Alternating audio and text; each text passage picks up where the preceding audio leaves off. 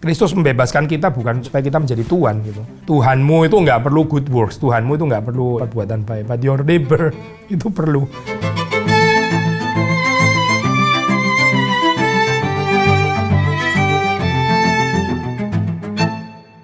Halo Pak Billy, Ya, halo. Hari ini kita membicarakan tentang Christian freedom dari Martin Luther dan John Calvin.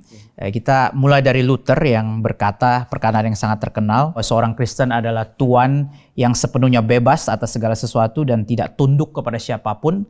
Tapi pada saat yang sama dia katakan bahwa seorang Kristen adalah hamba yang sepenuhnya setia bagi semua orang, tunduk kepada semua orang. Nah, bolehkah Pak Billy jelaskan apa maksud Luther?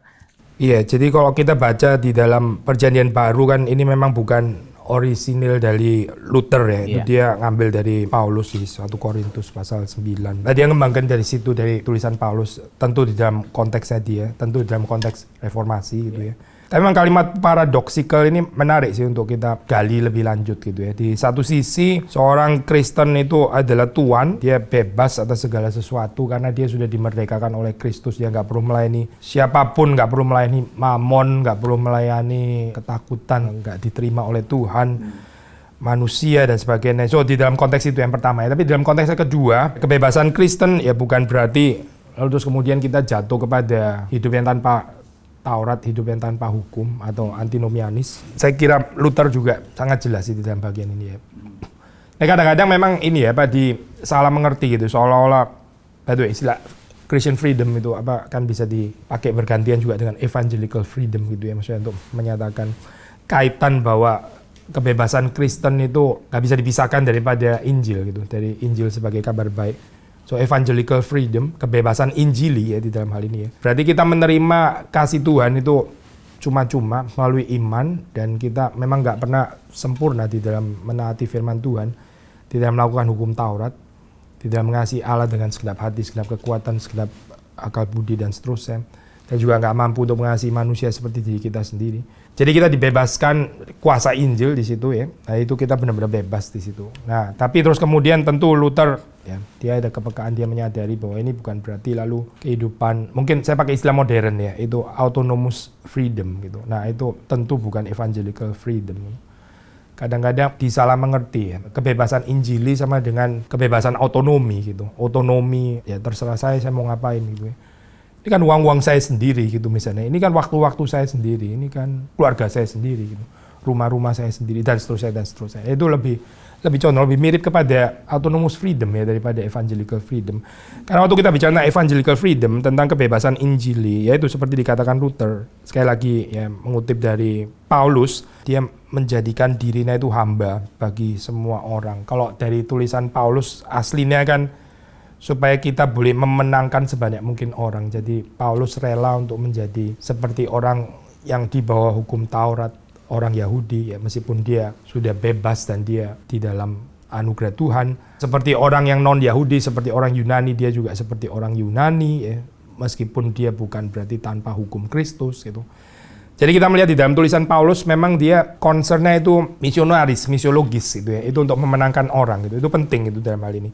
Tanpa pengertian cinta kepada sesama, kita nggak bisa mengerti evangelical freedom ini dengan benar. Gampang sekali jatuh kepada autonomous freedom yang sebetulnya itu ya kekanak-kanakan gitu ya. Itu bukan, Kristus membebaskan kita bukan untuk itu gitu, bukan supaya kita menjadi Tuhan gitu.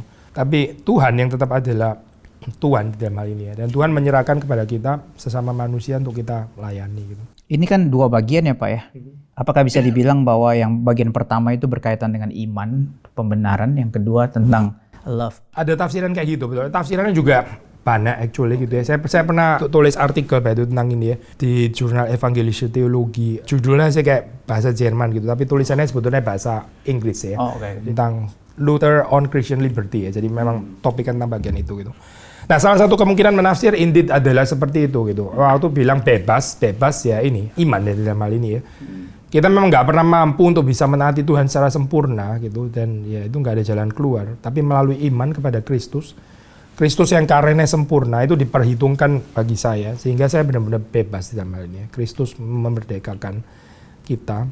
Tapi waktu bicara tentang saya adalah hamba bagi semua orang ya, itu memang betul persis itu. Apa tanggung jawab mencintai memang ya. Kalau kalimat yang terkenal yang sering kali di ascribe to Luther kan, Tuhanmu itu nggak perlu good works, Tuhanmu itu nggak perlu perbuatan baik, but your neighbor itu perlu, tetanggamu perlu gitu maksudnya. Memang Tuhan nggak perlu good works-nya kita, betul, tapi tetangganya kita itu perlu gitu. Ya jadi waktu bicara kebebasan, ya iman membebaskan kita, tapi ada tanggung jawab cinta ya di dalam hal ini. Ini kan dia tulis di dalam risalah The Freedom of a Christian itu tahun 1520 ya Pak. Yeah. Kemudian dia juga menuliskan surat kepada Pope Leo ke-10. Ada yang bilang itu seperti love letter sebetulnya dengan penuh hormat kepada Paus. Bahkan memuji Paus itu seperti Daniel di Babylon, kata Luther, begitu sangat hormat. Saya pun kaget waktu membaca karena jarang mendengar seperti ini, Pak. Tapi ada yang mengatakan bahwa ini juga bentuk seperti case study, dia mengaplikasikan. Dia free kepada segala sesuatu, tapi juga hamba bagi semua orang dalam hal ini. Ada poinnya sih, cuma meskipun kita harus ini ya, Pak, agak itu betul by the way ya. Luther itu dalam bagian awal dia masih ini ya, berusaha untuk hermeneutic of trust gitu ya terhadap Pope gitu, meskipun ya kita tahu belakangan akhirnya sudah nggak bisa diselamatkan lagi gitu, setelah itu benar-benar total break gitu ya. Tapi memang bagian awalnya dia masih berharap itu Pope bisa mendengar dia dan sebagainya gitu ya. Tapi di dalam bagian ini kalau mau dikaitkan dengan kebebasan Kristen, I think kita perlu menekankan perspektif cinta atau kasih, itu penting gitu kan. Yang kedua ini kan bicara tentang saya itu hamba bagi semua orang gitu. Itu kenapa saya hamba? Ya bukan karena saya perlu sesuatu. Karena yang perlu sesuatunya itu diselesaikan yang pertama tadi kan, sudah dapat semuanya di dalam Kristus.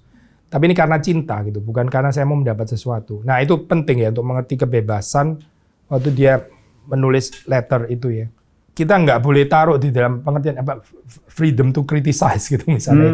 Itu bisa salah ini ya, salah arah ntar gitu, meskipun ini cuma istilah gitu, tapi spiritnya itu bukan saya orang Kristen, saya bebas, saya boleh ngomong apa aja gitu ini Pak. Criticize ntar lebih mirip ini lagi ya Pak. Friends secularism, freedom of speech yang kita boleh criticize apa aja gitu ya. Even mocking dan nyinyir dan ya menghina agama dan sebagainya gitu. Itu pasti bukan Luther sih, bukan itu, bukan ke sana ya. Tapi sekali lagi ya karena cinta gitu. Karena cinta kan kita hamba dari gereja gitu. Kita kan menghambakan diri juga kepada gereja ya. Meskipun kita sudah dibebaskan oleh Kristus. Nah, karena cinta kepada gereja itu maka ada kebebasan atau lebih tepat tanggung jawab kali ya di sini. Tanggung jawab untuk menulis surat itu gitu. Karena waktu bicara tentang kebebasan kan biasanya orang bicara tentang bagian yang pertama ya. Saya ini bebas, sepenuhnya bebas daripada semua orang. Kan yang bagian itu ya, maksudnya tentang iman gitu. Yang bagian kedua seperti tadi Pak Kias bilang kan bicara tentang cinta, kasih. Tentu kita juga bisa mengatakan freedom to love, bisa sih memang gitu ya.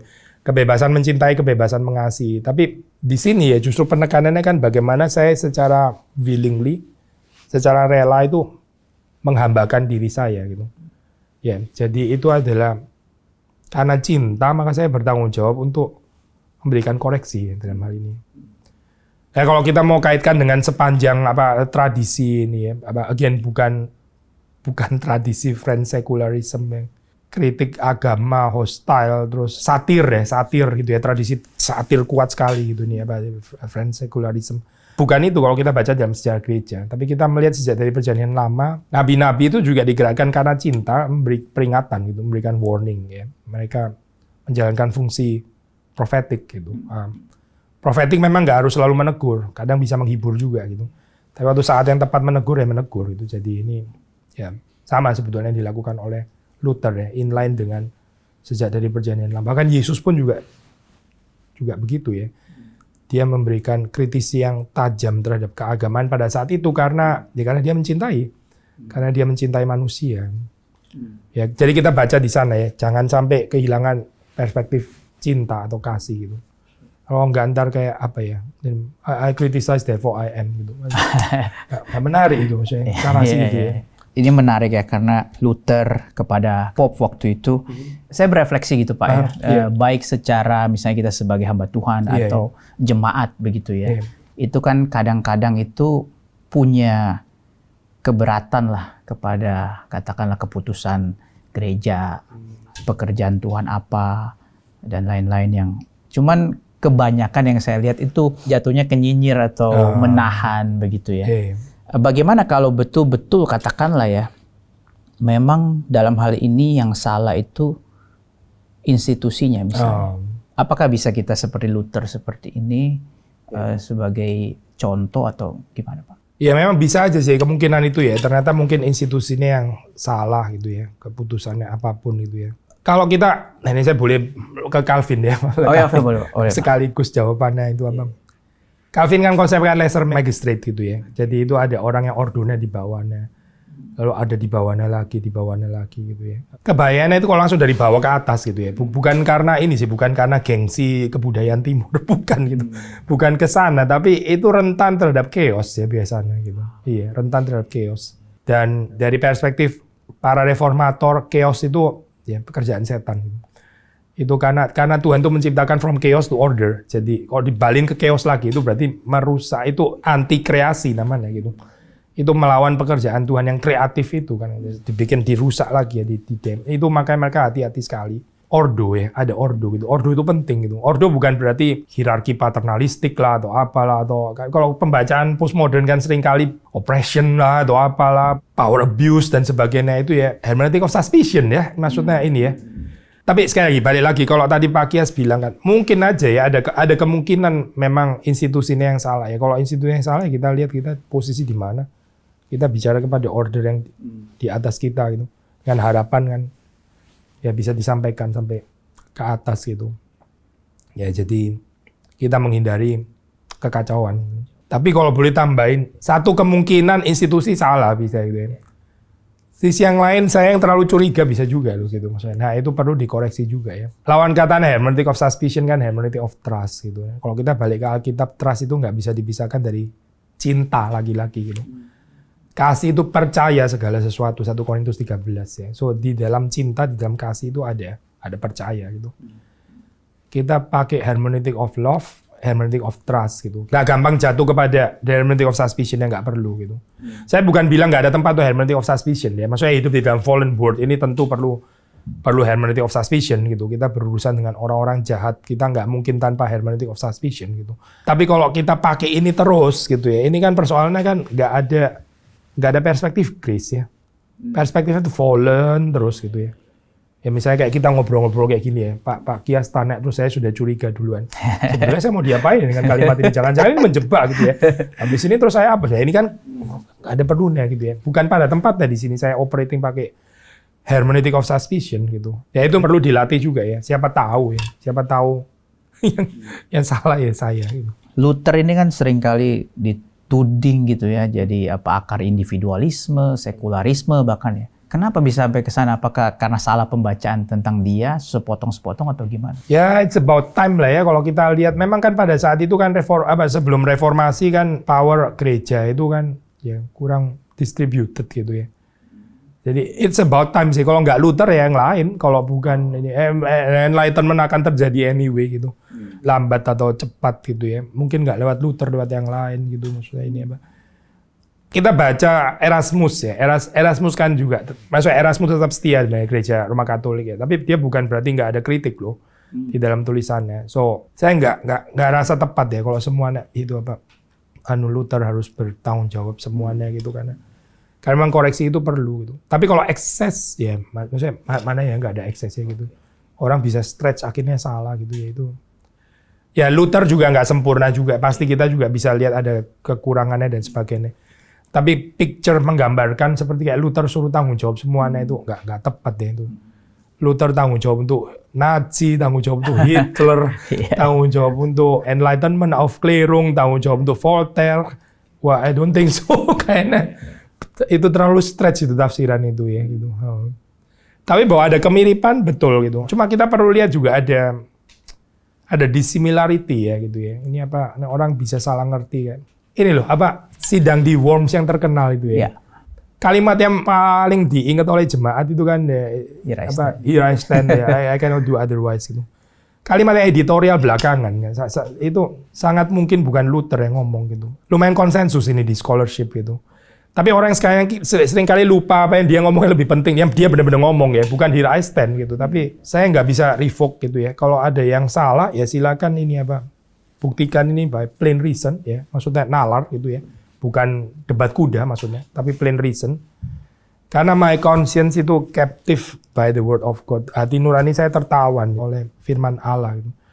Dan melawan itu is neither safe nor right. Itu nggak aman dan juga nggak benar itu. Ini yang benar-benar dari Luther itu. Lalu kalimat editorial belakang nggak tahu itu belakangan ditambahin here stay itu ya di scholarship sih lumayan konsensus itu bukan dari Luther sebetulnya. Tapi yang ditangkap kan saya di sini gitu. Saya berdiri di sini. Lu mau apa? Kalau saya bilang gini lu mau akhirnya kan bukan ini kali ya. Itu apa Protestant confidence yang nggak mau ngalah yang menunjukkan apa itu keputusan eksistensial or whatever gitu ya. Saya di sini gitu ya, bukan di sana gitu.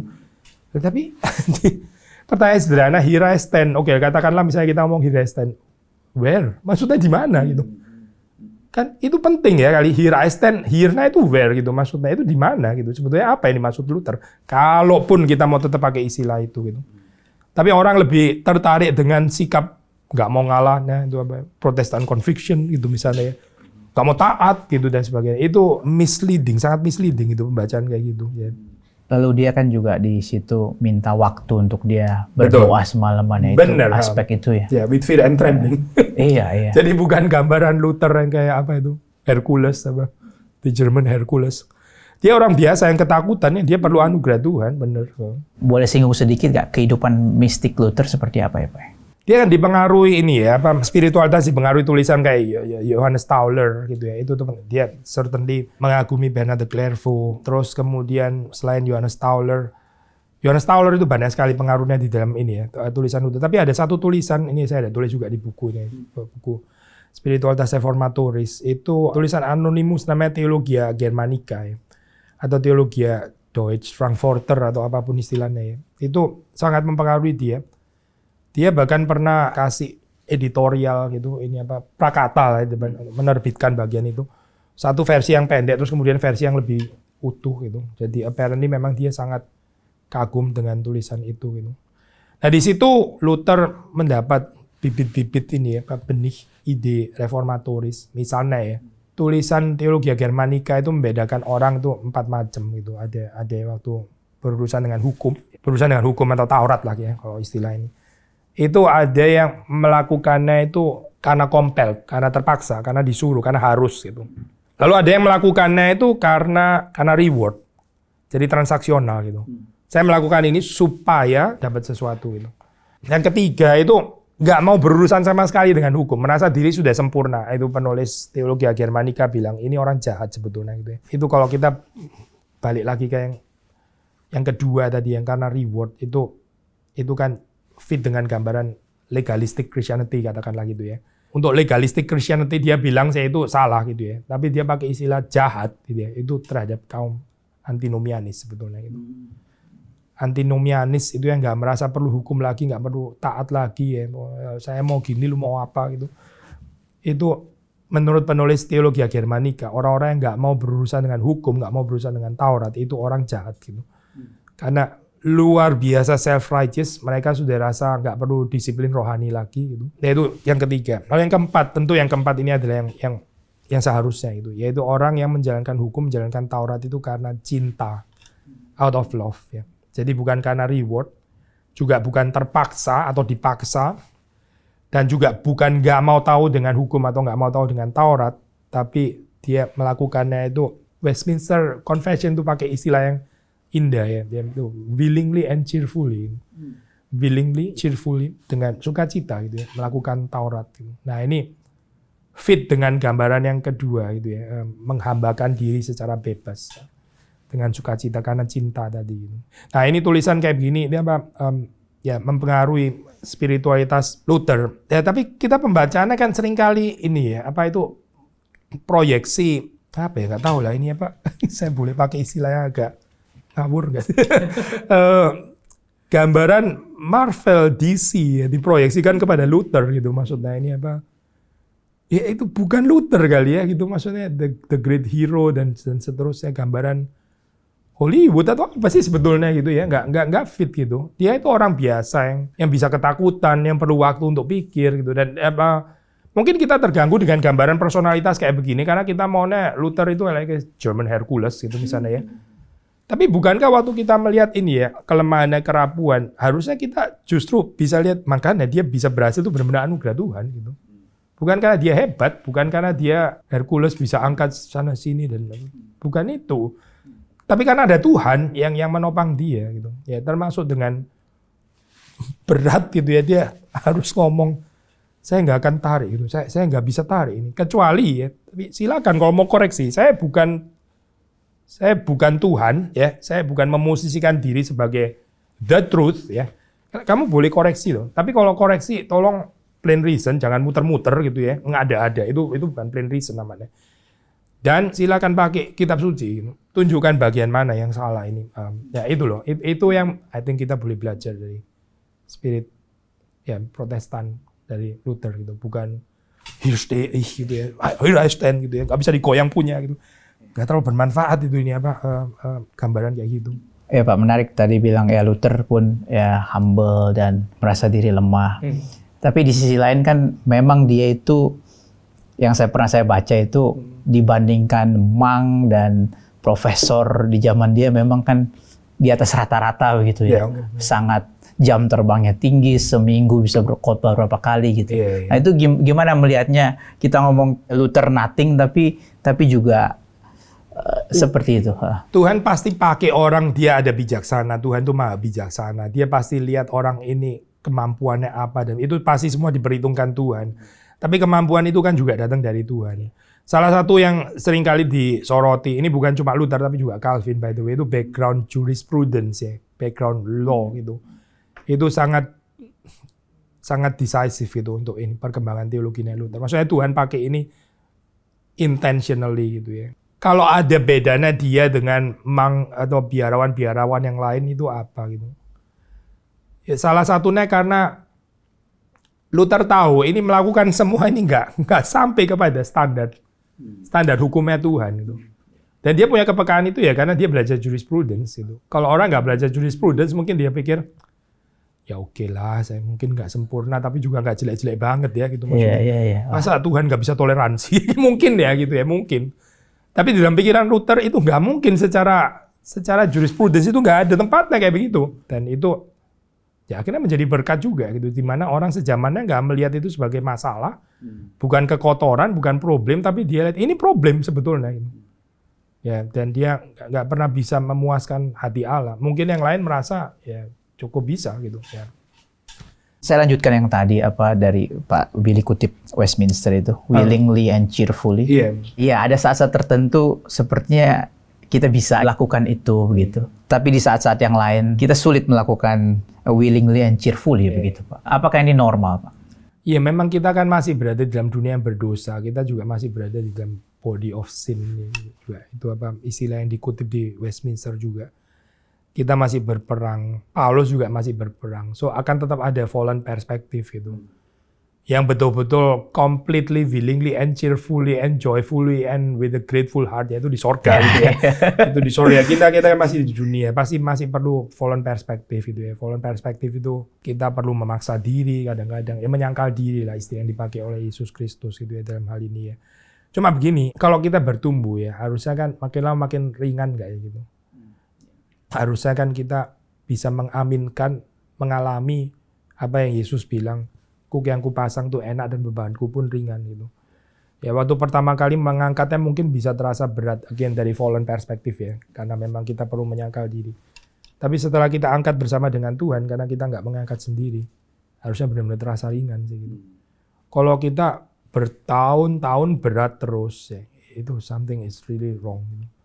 Kalau kita nggak pernah ada sukacita gitu ya, terus nyinyir terus itu tadi itu uring-uringan terus ya, nggak pernah ada konfirmasi sukacita melayani Tuhan, mengasihi sesama, melayani sesama dan sebagainya. Ya perlu koreksi ya, mungkin spiritualitas kita salah sepertinya di situ gitu. Perlu merenungkan Injil lagi. Bolehkah dikaitkan dengan ini, Pak? Benarkah Luther itu katakanlah negatif terhadap virtue? Bukankah yang Pak Billy bilang tadi, kita kaitannya sama habit yang dibangun juga gitu.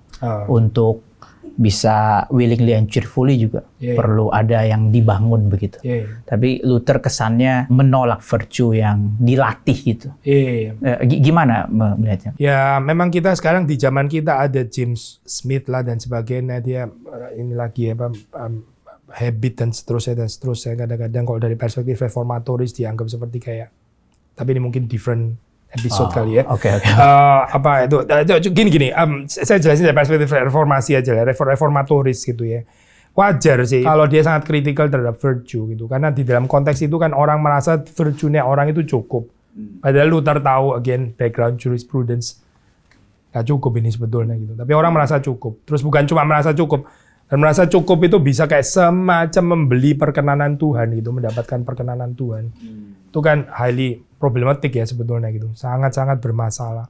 Nah di dalam konteks ini dia sangat kritis terhadap human virtue gitu, karena ini doktrin dosa gitu, sudah tercemar semuanya gitu, itu nggak bisa dibanggakan gitu. Tapi bukan berarti terus kemudian dia nggak ada tempat untuk disiplin rohani, ya nggak ada tempat untuk spiritual exercise dan seterusnya. Bukan itu ya maksudnya ini. Dia melakukan pasti. Iya dia melakukan gitu. Dia tahu ada dangers kalau orang menjalankannya secara eksternal gitu ya, eksternal bukan dari batin, tapi secara lahiriah. Dan itu dia ya sangat skeptis dan kritis gitu. Tapi I think keindahan daripada konsep paradoxical Christian freedom justru itu kali ya, kebebasan Injili itu kan di satu sisi kita mengatakan kita sungguh-sungguh bebas, nggak perlu melayani siapapun karena kita sudah ditebus oleh Tuhan, nggak perlu melayani manusia. Tapi terus kemudian justru dengan kebebasan ini, saya bisa dengan bebas juga menghambakan diri. Itu gambaran Tuhan ya, yang melayani, yang berinkarnasi dan sebagainya. Tentu kita bisa lihat dari perspektif penyangkalan diri ya. Nggak salah sih itu ya, penyangkalan diri, berkorban dan sebagainya. Tapi ada teolog yang menyoroti dari perspektif kebebasan. Justru karena Tuhan bebas, makanya dia bebas juga untuk turun gitu. Bebas untuk inkarnasi. Bebas untuk tinggal bersama dengan manusia. Bebas untuk hidup sederhana gitu misalnya ya. Itu juga ekspresi kebebasan kali ya. Kalau kita nggak bisa hidup sederhana, itu bukan bebas, itu malah kita terikat nggak sebetulnya gitu ya. Orang bebas ya dia bebas bisa di atas nggak silau, tapi di bawah juga nggak terganggu gimana gitu. Bebas itu namanya gitu. Dia bebas waktu menghambakan diri ya, dia melayani dengan bebas karena dia mencintai. Jadi cinta dan kebebasan dia satu paket gitu. Baik Pak Billy, thank you buat setiap jawabannya Pak. Ya thank you.